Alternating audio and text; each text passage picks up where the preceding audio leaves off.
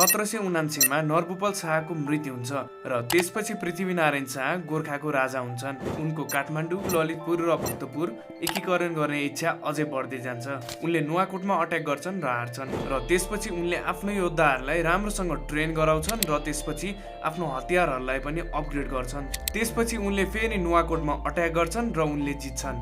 अनि बिना प्लानिङका साथ उनले कृतिपुरमा अट्याक गर्छन् र एकदम विश्वासिलो पात्र काजी कालु पाण्डेलाई गुमाउँछन् 400 सैनिकका साथ। उनले अर्को प्लान बनाउँछन् मकवानपुर आफ्नो बनाउने। 1794 मै उनले मकवानपुरकी राजकुमारी इन्द्रदेवीसँग बिहे गरेका रहेछन्। तर मकवानपुरका राजाले गरिब राज्यमा अहिले नै छोरी नपठाउने भनेर पृथ्वीनारायण शाहलाई रित्तो हात फर्काइदिएछन्। उनको अब मकवानपुर एकीकरण गर्नुपर्ने दुईटा कारण थिए, एउटा काठमाडौँ हात पार्न र अर्को पहिलेको बेइज्जतीको बदला तिर्न।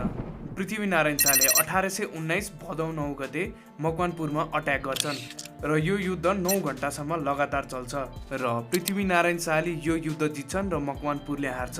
यो युद्धमा 400 भन्दा बढी व्यक्तिको मृत्यु भएको थियो।